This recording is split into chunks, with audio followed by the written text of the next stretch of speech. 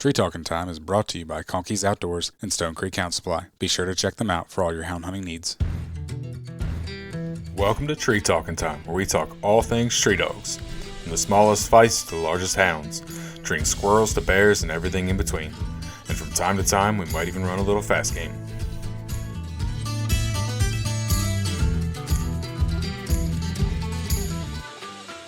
For me, man, goodness gracious, some of these people I've talked to for years, Mm-hmm. Literally years. And so that was one of the coolest parts is Just getting to meet those people. Meet those people, run dogs with them, and all that. That was like really, really huge for me. Mm-hmm. Why don't you just introduce yourself and kind of explain the trip you just took? Okay. My name is Darren Petty. I had been on this podcast before. I hunt with West Siberian Lycas, and I back on here with Ben. I talked about Lycas before, and I just flew over and hunted with Erik Rohdin in Sweden and some of his friends over there we hunted on grouse, capercaillie, and moose were the big three. Okay. Okay. And a capercaillie's a bird, right? Yeah, capercaillie is the size of a small turkey. It's black. Look them up. They're absolutely beautiful. Yeah. If I would have killed one, if I would have had a chance to kill one, I would have shipped it back to have it made it. I would have had it stuffed. Yeah. It's just that cool of a bird. They are a pretty cool looking bird. Yeah. Because, everybody goes, did you shoot a moose? And I was like, no, I didn't shoot a moose. That wasn't really, for me, that really wasn't what now, if there would have been a moose close, they would have handed me the gun and then I could shoot. Mm-hmm. But I never, or same thing with a capercaillie, but that wasn't why I wanted to go. I wanted to see how they hunted their dogs. So, but yeah. No, like just Erik telling me about the differences. There's a lot of things they do differently. Well, and that was one of the things that I had to, that I was really looking at was how do you handle your dogs when you can't use an electronic collar? Mm-hmm. Yeah, that's a heavy crutch. We I don't know. We rely on it here. Exactly. So it's pretty fascinating, and I'll start with this, and you can edit whatever you want. But when I went there and I'm checking out how they don't, they can't use an electronic collar. Lycas are pretty good. Doesn't matter. I got to see all three Lycas, which is the East Siberian, the West Siberian, and the Russo-European Lycas. Mm-hmm. Those three breeds. So they also have, and if you've listened to Erik's new one where he's talking about the Swedish elk hound, which is they call the Jamunthund. That thing's like a hound. Okay. You turn that thing loose, and it's gone. All right, you have no way to stop it. We're out there, and we're moose hunting, and they got another tracking system in Sweden, so everybody on there can see the dog. The dog bayed a moose 8 miles away in another because it's leased property. Yeah. Through forestry services, and they tell you how many moose you can kill or whatever. The forestry tells you what you can shoot. Okay. And you have a team of, so it's like teams. You get on a team of people, and then and then you're told, like the one place that I hunted, they could shoot, what was it, like 18 moose, and like 60% of those had to be calves. Mm-hmm. And then they split between bulls but that Swedish elk hound, and it actually bayed in another hunting group's lease area team, and they shot the moose. Okay. Got no way to turn it. They have no way to turn that moose. No way to turn that dog. Mm-hmm. Where they know where it's at, but if you're in an area where there's not a lot of road systems, that's a major. Yeah. That's a major deal, and they're also the highest percentage to be killed by wolves. Okay, that was sense. The other thing. If they hunt so far out, that's what. And whereas the West Siberians or the Lycas in general were the lowest percentage. They'll go out, but if they can't like stop that moose at 800 to 1,000 yards, they'll start coming back. Like they'll go, I can't catch it. It's going to be too long. Where the Swedish elk hound's like a hound on a cold track working it out. They'll just keep going. And Lycas will if they feel like they can't get it stopped or the trail's too cold, they'll stop it. They'll start moving back. So kind of a cur dog versus a hound mentality. Exactly. They want to catch it. If they can't catch it, it's not worth their time, so they don't run it. They aren't going to keep going. If they can't get it stopped, it's going. And that was the interesting thing because of wolves too. Moose aren't stopping to be bayed as easy. Yeah. They don't bay up as easy. So you've got people on the team that don't have a dog, and they're in stands out there. And the guy that has the dog, and you probably heard Erik talk about this. The most you can have is 2 dogs, but they only hunt 1 with moose. Like anybody I hunted with, they only used 1 dog for moose. So that guy gets if the dog bays the moose, they get to shoot the moose. The dog handler does. Okay. They get first option. The people out in if the moose is still running, they'll shoot it. And that happened the day I was with a gentleman named Urbon, and it was very, very. It was so much fun to hunt with Erik and I. Erik Rohdin and I, we talked for hours, and asked questions. And then I was in the military a long time. I've been to a lot of places, and I coach wrestling, and I traveled on world trips. So I'm used to being in different countries, but I'd never been on that side. So it was very fascinating just to chat about how you guys think about this or whatever, besides even dogs. Oh, yeah, no. So, that was one of the best parts of last year when I went and hunted with Erik and Alex. Me and Erik rode like 2 hours down the road from where we were staying up by Alex, and then like where he lives, and we hunted, like I said, it was like an hour and a half, 2 hours south of there. So he hopped in the car with me, and we rode down there and just talking about the differences. And he was kind of explaining a lot of the differences in the way they do things versus the way he's seen the way we do things here, because he'd been here for about a week.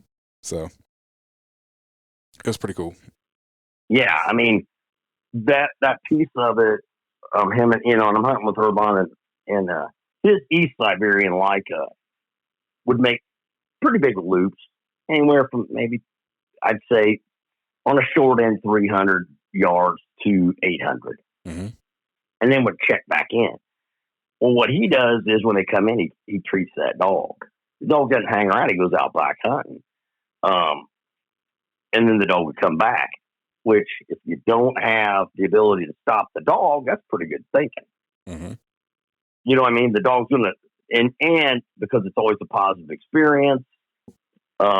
When he did have to call his dog, the dog was 600 yards away or so, and the dog came back. Well, it sounds like in the 90s, before shot collars became, or e-collars became so popular, and everyone had one, and heck, they were built into the Garmins.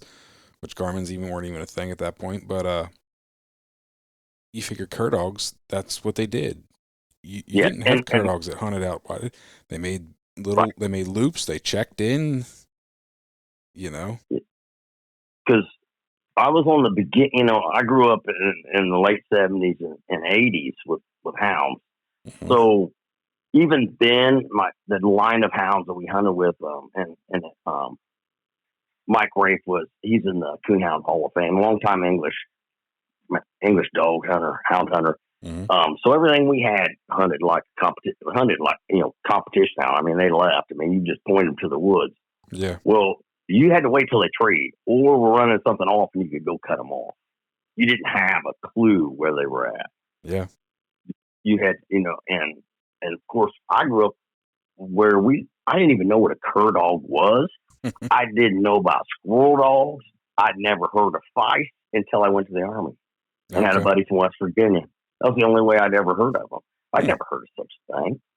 They did squirrel hunt with dogs where I was at. Now, 35, 40 minutes down the road, the guy, I think you had him on, Bonset. You had Bonset on for Tennessee Train Brindles. Did you have him on? Oh, yeah. Don. Yeah. So he doesn't I grew up about 40 minutes from him. Mm-hmm. I'd never met him till later in life, until like Full Cry. Yeah. So I started getting Full Cry. When I quit coaching, I started getting back into dogs. I went and ran dogs with him. But yeah, I mean, I lived my whole life growing up 40 minutes from him. Never saw a dog like that in my life. Never, never. But and it was really fascinating about the differences in that East Siberian and West Siberian was that not only their stature's bigger, but their head is larger. Okay. Their cranial head's a larger head. You can, when you look at them, you're like, oh yeah, I can see that. Mm-hmm. And we always thought, as Americans, with those dogs that they were more of a big game dog. They all tree. Okay. They were tree and grouse, and they do like I do. Like I don't want my, just because I guess probably I have friends that have Lycas. They don't care. They'll shoot the possum out. I grew up in hounds. I don't want them to even bark at a possum. I don't want them. Yeah. I don't want to walk in there and see a possum. I don't do anything. I just hey, let's go. That's kind of what they do with grouse. Okay. They just kind of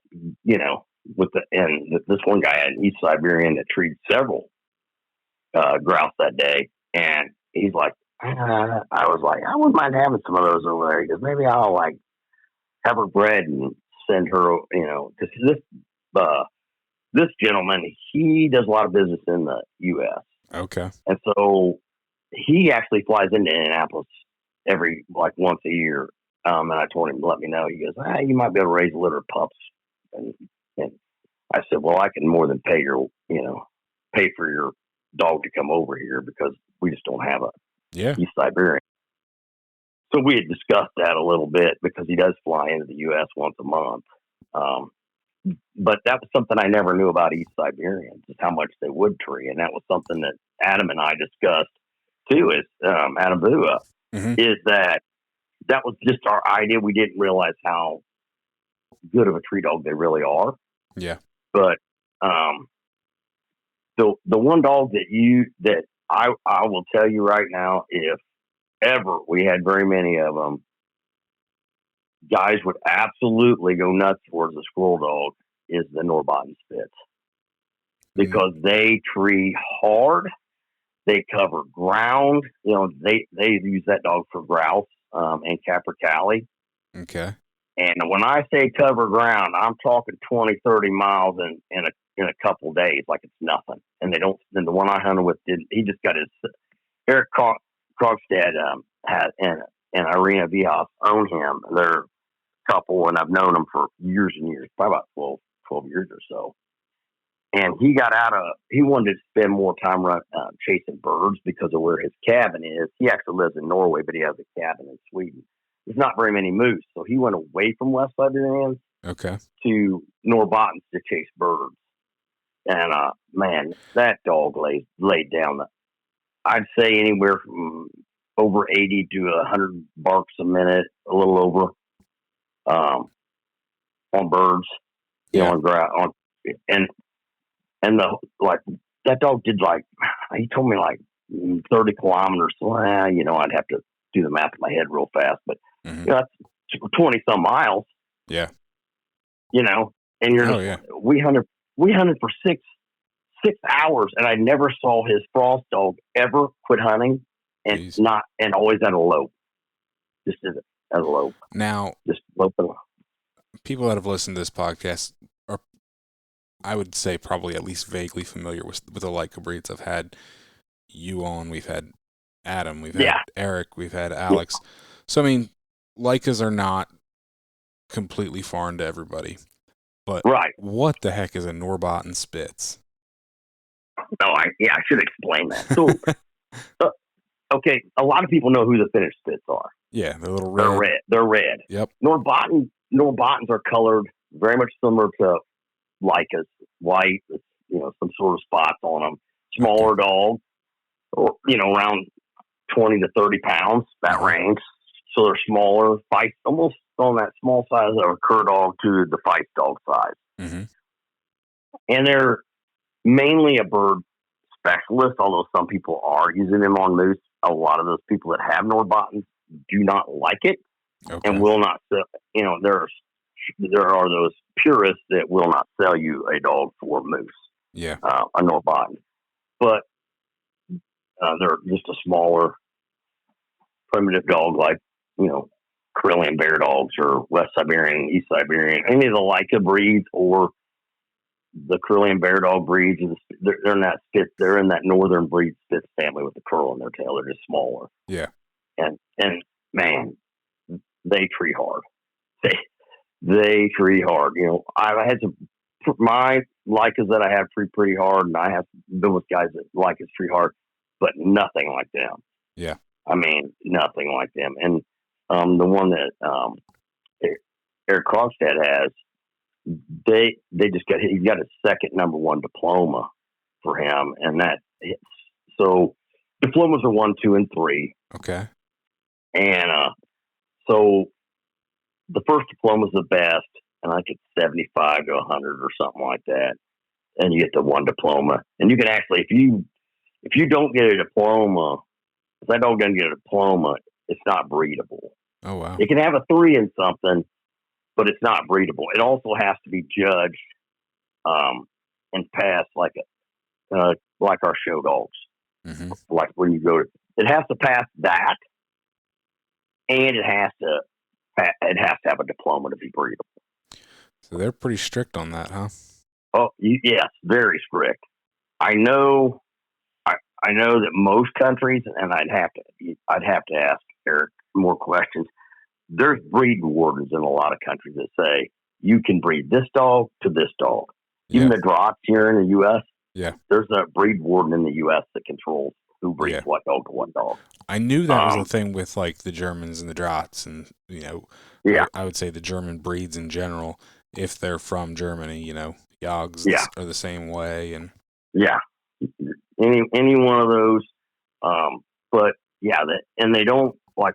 We're big on line breeding, and I know you've heard this where they are not. Mm-hmm. And that was one of the things that with the Russo-Europeans that Erik Rohdin was talking about. There's only one other Russo-European he could breed to that's not related to one of his young female right now. He has his 3. Jeez. There's only one that's not related because the war in Russia, and that's where most of those Russo-Europeans are. Nothing's coming across the border. So they're kind of limited. And then he went to the West Siberian himself. Yeah.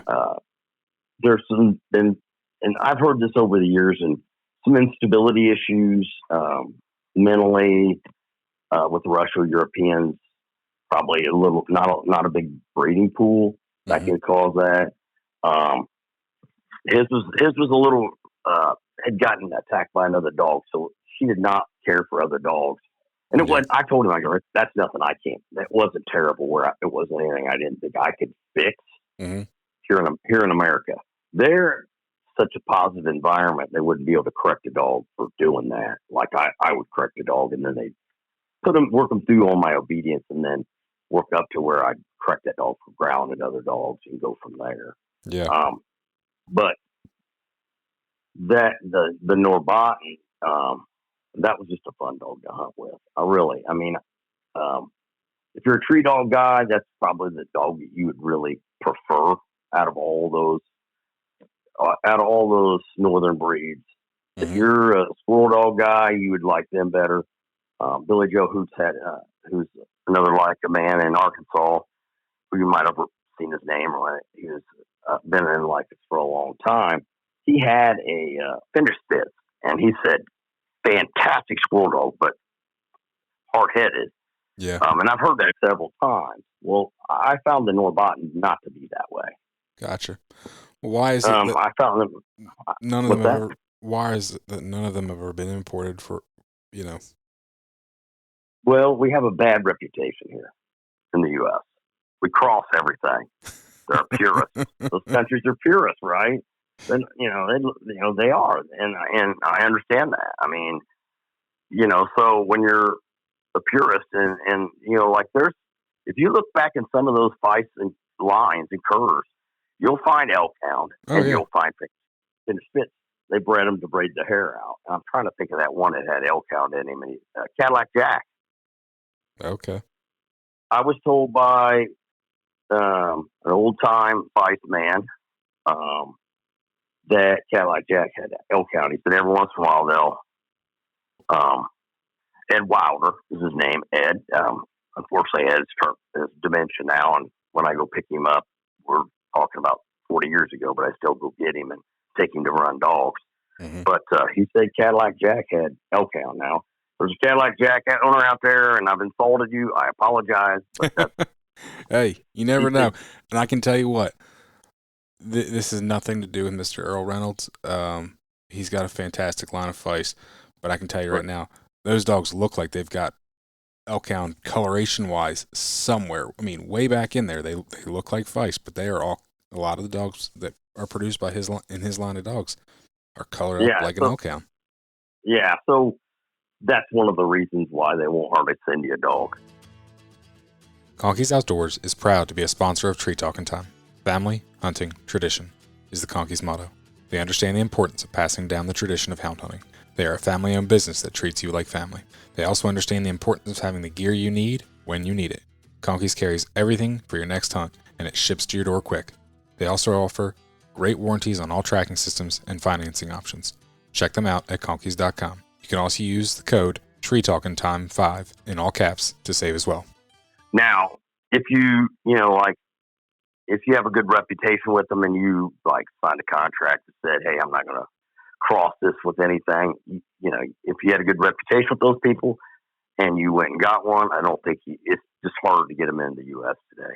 Gotcha. I think the dog, and I think Alex will tell you, I mean, I think he sent his from Russia to stay in Poland until they were older, like 4 to 6 months or something like that, because the CDC rules. Yeah, well, I know that's a whole other thing right now. There's a ban on it. I mean, so right now I get it, but I'm just saying, wondered why, if they're such great tree dogs, why nobody had brought them in, at some point. They're a lot. They just now. Anita Johnson, British Columbia has them, and you can watch. Yeah, she uses them on rough grouse, and she'll, if you look around, you'll see videos of her dogs treeing, and you'll hear them tree, and they tree hard. And she gets frustrated because a lot of the breeders up there just show them. And I questioned a finished spits lady on, did you test your dog? I don't hunt. And I said, I didn't ask you that, I said, have you ever tested that dog? No. And I said, well then, yeah, it looks good, but can it withstand, if it's breedable, can it withstand the hunting purposes? Mm-hmm. I mean, you can look good, but you want to test that. And that's one of the things that I like about their system. But those, like the, I just like those dogs. And I hunted with the Norbottens, 4 or 5 days. And that was a lot of fun to hunt with those dogs. And I'm a tree dog guy. Yeah. Not that I didn't enjoy the moose hunt, because that was one of the biggest draws, is those two things. Yeah.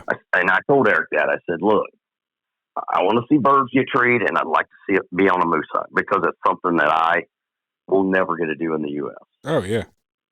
So when you went over there, what was kind of like your itinerary when you went over there? Oh, my gosh, man. Erik had that drawn up to a T. That doesn't surprise me. Oh, my gosh. He is the greatest. I mean, great host, great guy. We had an awesome time. He picked me up in Stockholm. We had to wait because my luggage was late. I was like freaking out, because I was like, now what am I going to do? I packed a small bag in case it happens, but not as much stuff as I thought I was going to need. Mm-hmm. And we went from there to almost to Norway, and we hunted with Erik Krogstad. And then we went and looped around, and we went and hunted with a group south of us on moose. And then we came back where he lives, and then ran. We treated some grouse. One of the dogs got on a moose, and we didn't. I don't remember if the season was in at that time in his area, but his older, he has an 8-year-old Russian European like. He's like, that way, there's no boar in this area that I can think of, and she's running pretty fast, so she's probably on a moose. But it was a big circle. I kid you not. I went from Stockholm all the way up almost to Norway and circled back around. He told me how many miles, and it was a lot.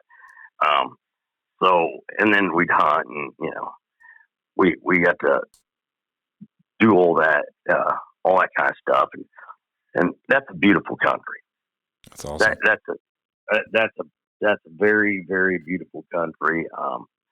I had studied before I went on, cultural practices, manners. How do I wanted to be proper and not insult anybody. It'd be the ugly American. You don't want to be the stereotypical, American. Yeah, I've traveled. Yeah, I had traveled enough in the world that I try not to be that guy. So, and one of the things is not a lot of small talk, and I was like, oh boy, I'm riding in the. Erik is not like that. We talked the whole time, and the people were very open. Because I was like, man, we're gonna be sitting in this truck for a long ways. There's not gonna be any small talk. This could be ugly. Yeah. I might have to. I didn't bring my anything to listen to. So, but no, I found that not to be as truthful as I was told.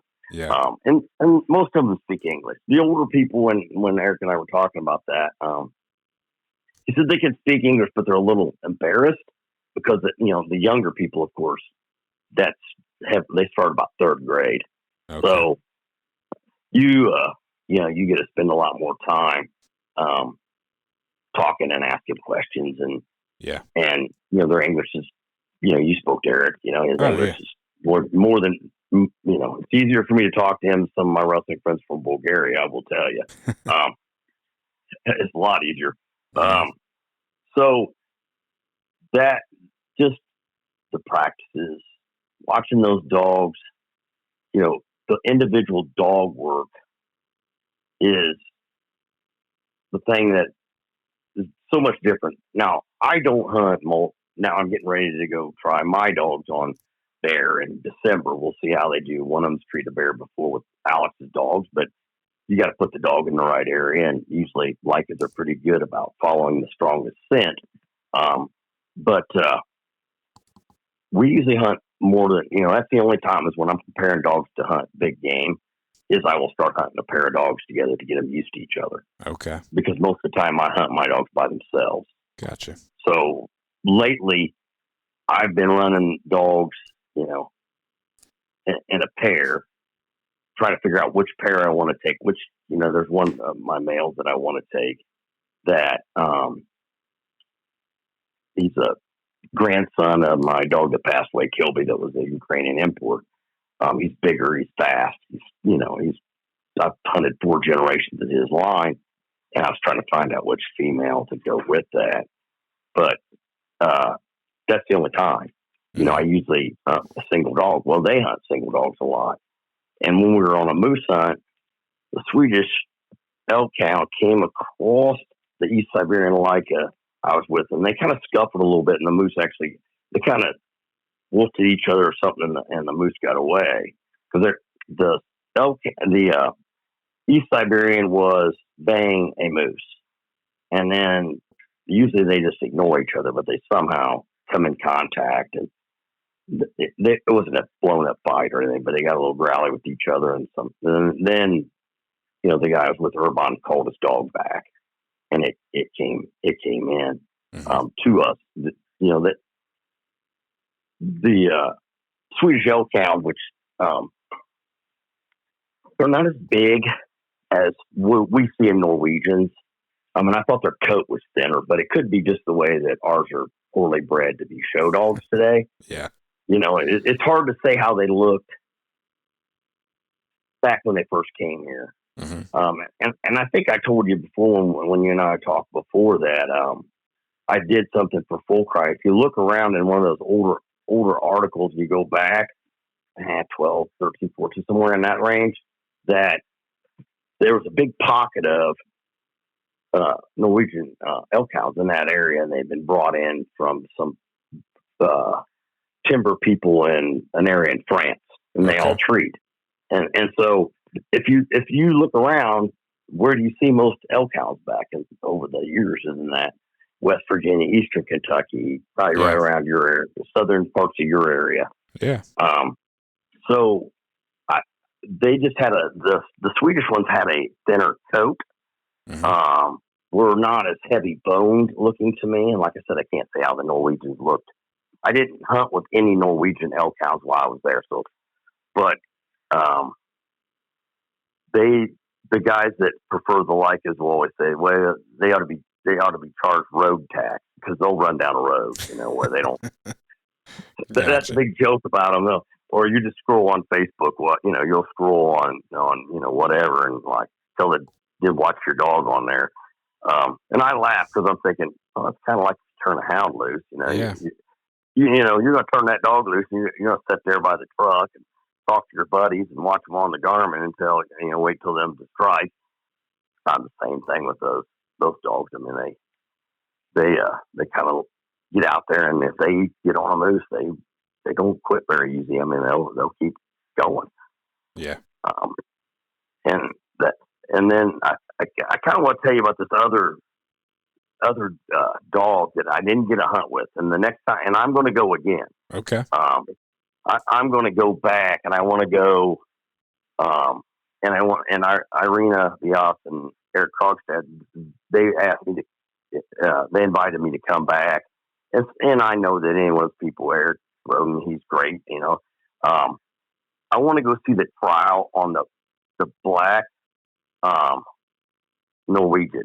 Yeah. Because that one they use on a long leash, and they don't let it off leash. It's hunted on a leash, and when it's excited, you're just kind of, it's almost like running a track if you're like tracking humans and you got them on a long line.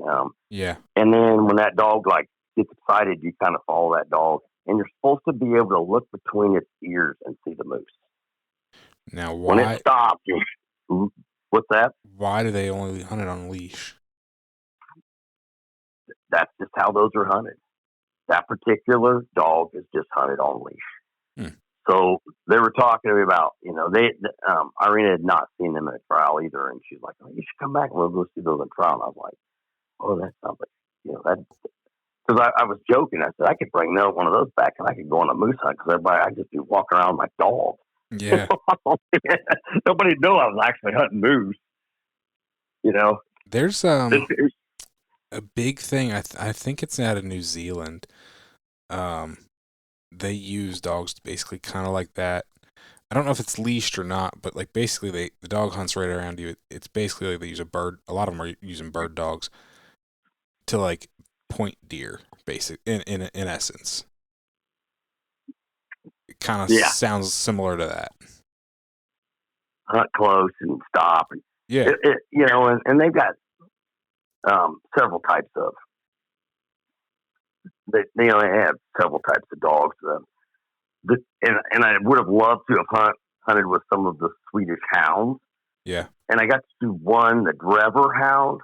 I don't know if you've ever heard of those before. They look they look the size of between a beagle and a harrier. Okay. What the harrier is, which is, they're like a 22-inch beagle in color, smaller than a hound, the harrier. Mm-hmm. And the beagles, 15 on the high end. They're kind of a little bit between that two in size, and they're used for hares and roe deer. Okay. I would like to have seen them run a roe deer and how they do that. The differences between. I don't know if you have, but I've never been on a deer hunt with dogs before. Yeah, I went down to Virginia. That's been a couple years ago. It was actually before I had the podcast that I actually went down and hunted. I know somebody that's a member of a club down in Virginia that they run deer dogs, and so he doesn't personally own any dogs, but he belongs to the club. Belongs to the club, and so he's a family friend, and said, "Hey, if you want to come down," so I took him up on the offer and went down. I'm like, that's my kind of deer hunting. So yeah, it was a lot of fun. It's long races, and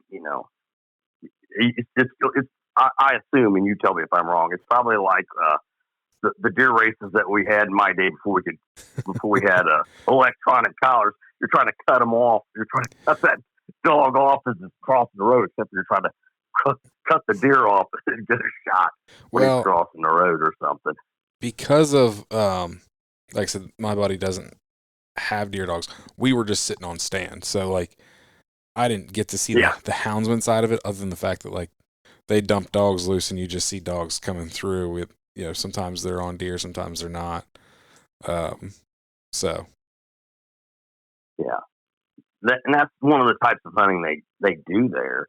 I mean, they do some stand hunting down south, where the dogs are pushing them through, very much like a German hunt.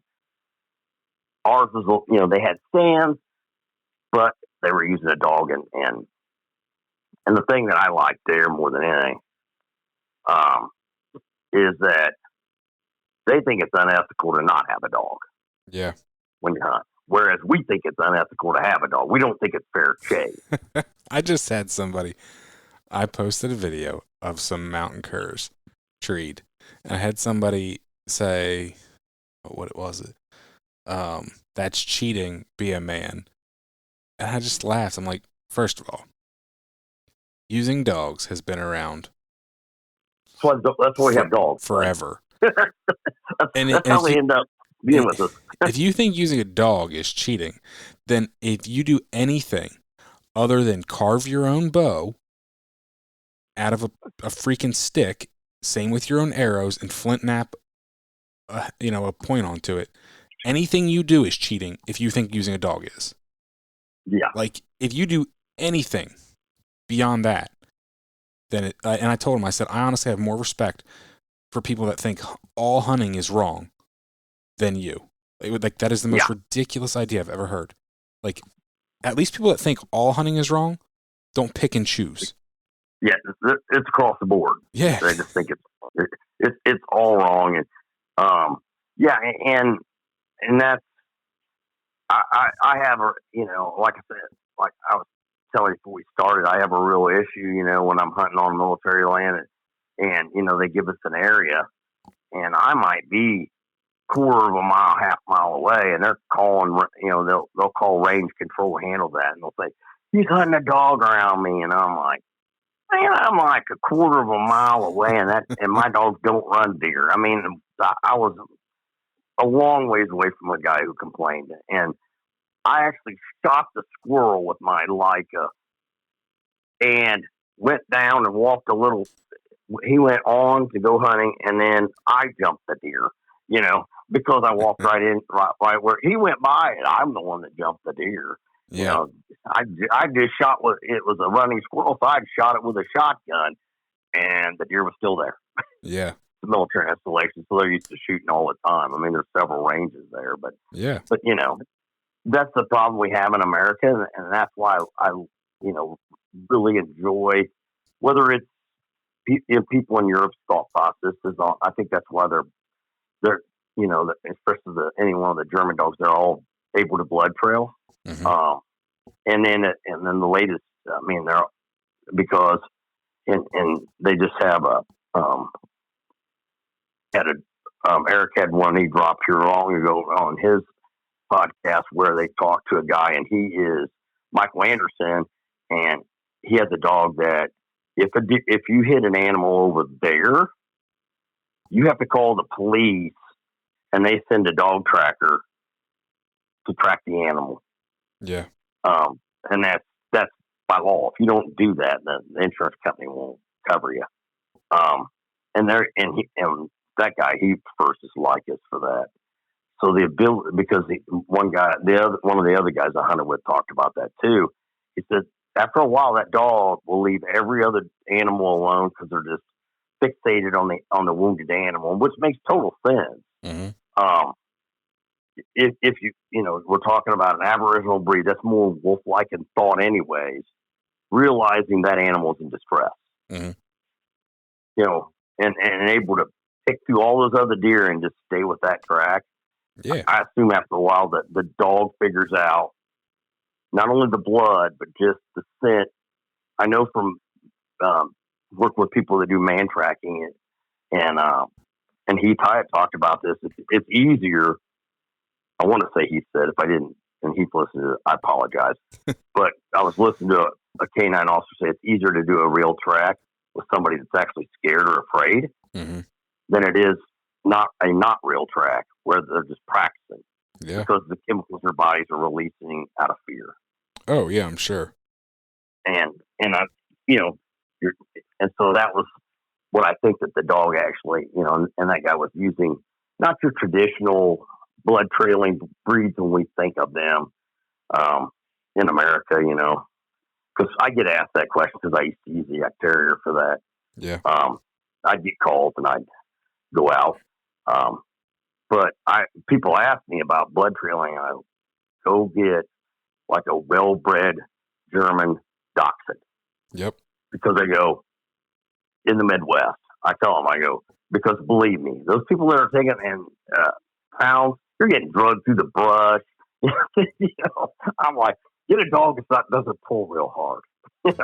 Stone Creek Hound Supply, a family-operated business, boasts over 50 years of involvement in hounds. For over 2 decades, they've been dedicated to supplying high-quality hound gear. Their reputation is founded on unparalleled quality and exceptional customer service. Crafted from U.S. source materials, Stone Creek clothing is meticulously manufactured right here in Pennsylvania. Through their commitment to excellence, many of their customers have become lifelong friends. Use the code Tree Talkin Time 15 to save on all your purchases. Yeah, I've got a friend that's got a poodle pointer, and he's done a lot of blood tracking with her. But honestly, the thing that really aggravates him is, like you said, the breeds. Like in the state of Pennsylvania, they have to be on leash, and he's like, she's a bird dog. She hunt even when she blood tracks. If she loses it, she wants to search like a bird dog. Yeah. And he's like, it's so hard to do that with her on leash. He's like, and it's not that she gets out far. He's like, it's just so, it's just, you really got to pay attention to your dog on that, and that's what is it, like Texas and places like that? I think they can run those unleashed.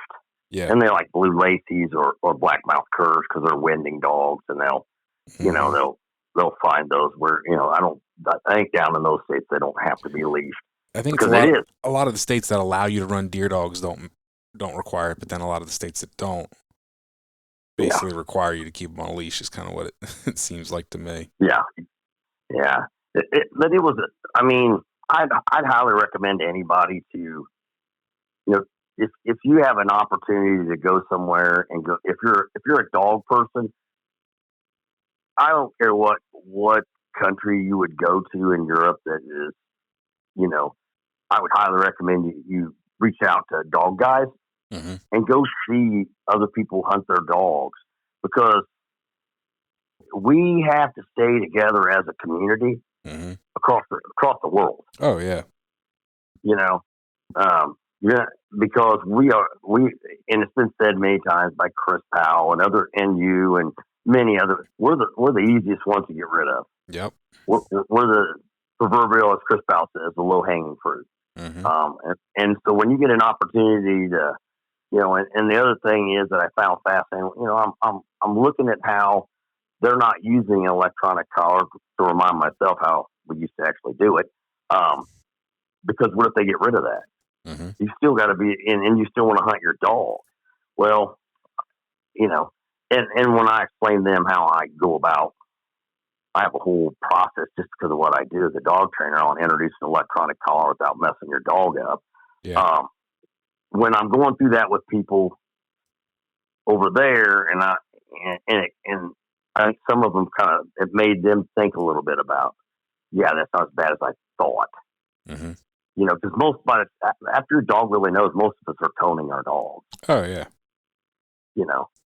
Most of us are toning our dogs, I'd say 90% of the time, and rarely turning up unless there's something we gotta. Believe me, if I'm going to Michigan and there's a porcupine and it's not a busy road, I'm freaking pulling over and turning that collar up and letting that dog, because I don't want to pull quills and lose an eye, and I'm going to correct them harshly because I don't want to have to deal with that.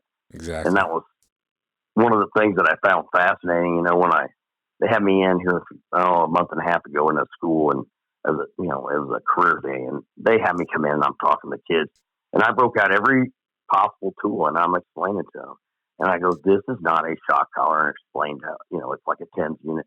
And I go, how many of you think a fork is a great tool, isn't it? And they're like, yeah. I go, but what if you take that fork and you poke you can kill somebody with it, right? It happens. Yeah. I go, a electronic collar is a great tool, but it can be a bad tool if it's not used properly. Yeah. And you're just trying to educate, whether I'm there or whether I'm in a school or whatever, is just educating people on, controlling their dogs, or, learn from people if I do lose them, if I lose that privilege, how somebody else handles it. I mean, like I said, I grew up where we didn't have that option. We didn't have tracking collars. It's kind of scary to me to think, gosh dang, man, I'm 4 years from 60. Didn't want to be, I was one of the young guys, man. Now guys are calling me all the time and asking me questions. I'm like, look, man, this is what I do. It doesn't mean it's perfect.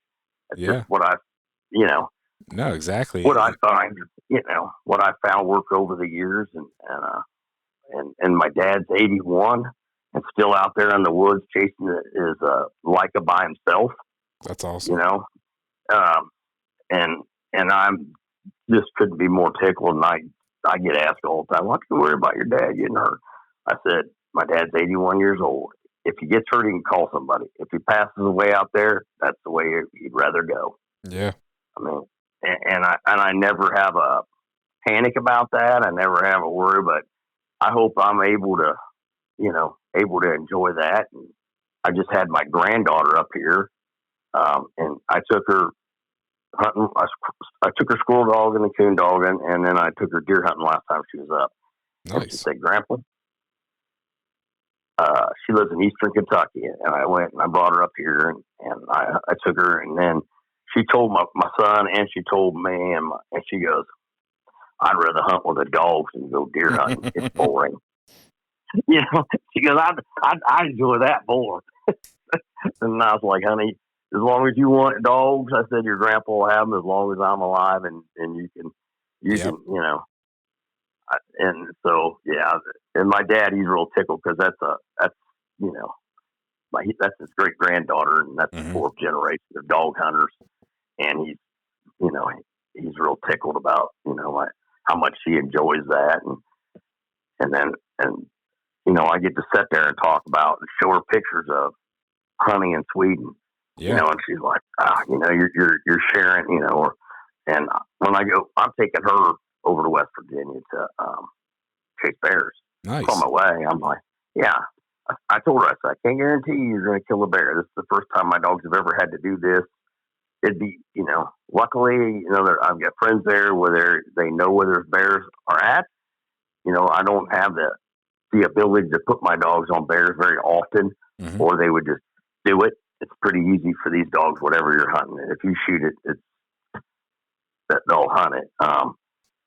And I found that to be very, very true. But just even going there and watching them, those dogs over there work multiple species of game. They're hunting game that we don't hunt, or they're running boars. They're running, they're running roe deer. They're running, it's always interesting. But dog people are dog people wherever you go in the world. We have a passion for dogs. We have a passion for our dogs and hunting, and that was obvious. Yeah. Erik Rohdin and I were, had talked for years. I'd watched his West Siberian Ice, who was the most decorated West Siberian Leica test-wise in the whole country of Norway. Wow. Maybe even the whole Finland, Sweden, Norway area. That's how decorated he was in diplomas. And he was an outstanding dog in all areas. And I'd watched this dog for years, and I got to go meet this dog. And that was the last time he was going to the cabin because his hips were getting bad. And he was getting ready to put him down. And I got to go take pictures and see this dog that I'd watched for 13 years or so. That's 14 cool. years of it. Yeah, and I got to pet him up and basically say, hey, good job, buddy. And he would, and that was, Erik Rohdin has a grand pup from him. Okay. Yeah, he's got a West Siberian pup out of Ice, was his name, and Ice was tremendous dog and tremendous abilities over the years of watching him. Yeah. And then you get to go there, and you get to go meet those people that, it's cool when I get to meet you guys somewhere from around the country. But when you go, like, you've been talking to people and then you go across the water and you go hunt with people you've talked to for years, that's a great experience. Oh, yeah. That's a great experience. And then you're like, hey, the one gentleman that flies me, hey, you want to see our dogs out here? I said, I can take you with Lycas. You want to see something else? You want to see how we run hounds? Hey, whatever you want to see while you're over here, let me know, and I'll let you see whatever it is you want to see. You want to see how, if you're going to land in Michigan, I got friends that are bear hunters up there or out on the East Coast, or if you want to see a different type of dog, or if you want to hunt with me here and see how we hunt our dogs here on Lycas, great. And he's like, man, I'm not flying to your area, but that was, there's so much that I enjoyed and meeting those people and seeing different dogs work, and that was a blast. I mean, I recommend any of us that ever have that opportunity to do it. A lot of people said to me, "Oh, that's a once in a lifetime trip," and I go, I'll go. If it's not going to be, if it's Sweden, Norway, or Germany. There's a Belgian Malinois guy I want to meet over there, and I have 2 foreign exchange students that stayed here with us that live in Germany, so easy excuse for me to get my wife to go to Germany, where her family's from anyway. So, I'll go, and I talked to him because I talked about Erik Rohdin here not long ago. I was looking at, I don't know if you're familiar with the Wachtelhund or not. No. So a Wachtelhund looks about like any spaniel. And they're more of a flusher, and then they'll a retriever, they'll run rabbits, they still have to be able to work fox, boar, but they open on track, and they're more of a spaniel. Pointers I don't enjoy as much as flushers. Yeah. Just because there's a lot more work involved in a pointer for me, and I don't have enough birds to really want a full-time bird dog. Yeah. No, I'm right there with you. I would love to have a bird dog, but there's no birds here, so I'm not going to go get a bird dog that then I have to buy birds to have. Yeah. Right. I mean, mine are good enough, and I did buy that standard poodle because I never trained a duck dog. So that's what I'm doing with her. I don't really care about duck hunting. I never trained a duck dog, and this is the 4th poodle I've trained of this line of poodles. If anybody ever want a standard poodle, and I'll let you go after this, but I'm going to tell you, this lady, Target Poodles, the ones I've trained, and maybe you saw a video, I rang a doorbell and the lady couldn't hear. So when the doorbell rings, I trained that poodle to go get a rope off the door and bring it to her. Okay. And then same thing with the phone. She'll go get the phone when it rings. If she says fetch shoes, if she falls, the dog runs over and stands beside her. So I trained that one. And then I trained another one for this lady, Patty. She raised, she has her line of poodles. She donated one to a veteran. And so I worked with that poodle, which was another one. And then I said, I got to have one of these. So I bought one, and dog learns so fast. It's not even funny. Whatever, easy to handle. And then I'm like, I could teach these dogs to do anything.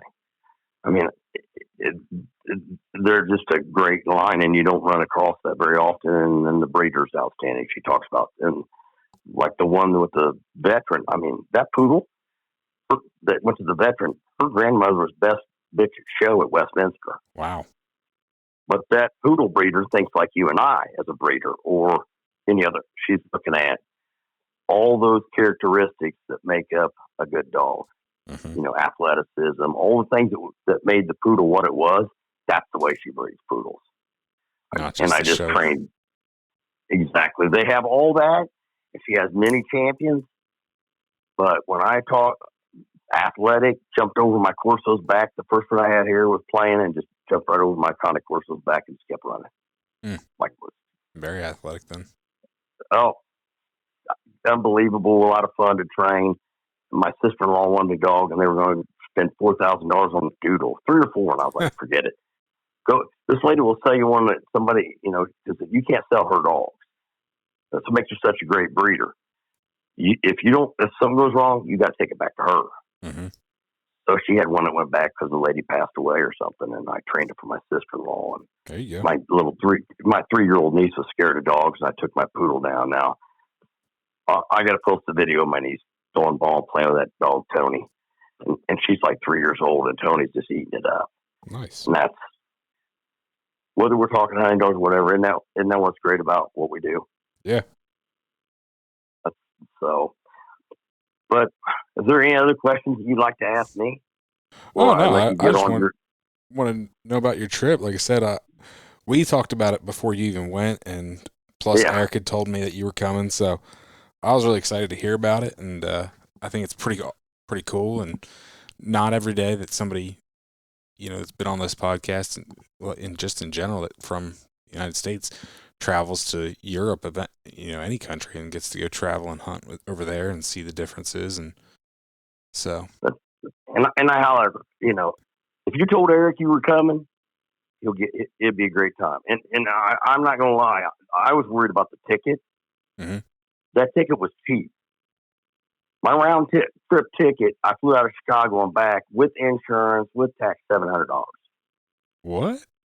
I'm thinking it'd be like thousands of dollars. No, that I just kept watching, and it came up, and my ticket on some cheap price, and I flew on Icelandic Air, and I always recommend if you're going to Europe, if you're going to that anywhere, Germany or whatever, you can fly on Icelandic Air because you can stop in Iceland, stay 3 days, and it doesn't cost any extra, and you can check out Iceland, which is really cool country too. That's pretty cool. So yeah, I mean that was all that ticket cost me to get there and back, and that was and like I'm hoping to get down right now. I'm looking for cheap tickets to fly to go hunt with Adam Boo on hogs with his is this February. That's what we're talking about. Yeah, but I need to do you a favor. You've always run out here. I need to maybe come out and run dogs with you. They might not look good. I don't know. They're not used to all those hills. There's not. No, we're like rolling hills here. You go over the mountains to get to me. Okay, I go over the mountains. Yeah. How far is it from here from Richmond to your house? From Richmond, it's about 10 hours. Okay, so from Richmond, that's 11 for me. Yeah. It's 45 minutes to an hour. That's doable. I can hunt along the way. Yeah. I'll have to make sure I do that. Just because I like to hunt with different guys and see different dogs. I'm right there with you. And actually, as this airs,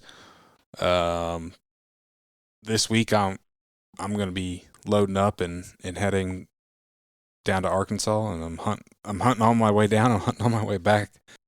Awesome. Who are you going to hunt with? Todd Coles. Yeah. Todd Coles. Okay, I've seen his name before. I don't personally know Todd. He's a Feist man. He's been on the podcast and invited me down, and that's the end destination before we head back. But there'll be 3 or 4 stops. We're going to the Hatchie River Youth Expo on the way down.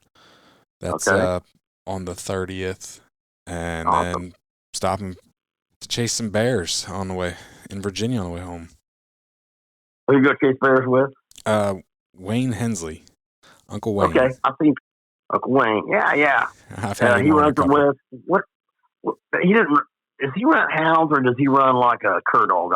He runs leopard curs. Leopard curs. That's what I remember listening to his podcast. You've had him on before, right? Yep.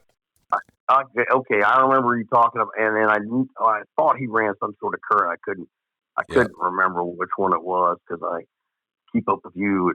There's like 3 yours and 2 others, that I listen to more than others, because a lot of them I pick and choose, and I don't listen to as regularly. I'm right there with you, and I don't have as much time to listen to podcasts in general, just with the shift in my job. I mean, I used to be very loyal, listen to podcasts all day long, just because the way my job, what I used to do, I could have earbuds in all day, but now that's not the case. So. Now you're the safety guy, so you can't have earbuds in the safety thing. Because but no, especially if I'm traveling, like when I dropped my granddaughter off. I came back, Yeah. you know, and I listened to a podcast, or when I'm running down to, it's about 45 minutes to an hour to go to some of the places I don't have any, you know, everything I have is outside of Indianapolis. So Yeah. no less than 45 minutes. So I'll pop on something that I'm listening. It might take me 2 or 3 trips to finish it. Yeah. So, Right there with you. So, but as always, man, what a pleasure to get a chance to talk to you again. Yeah.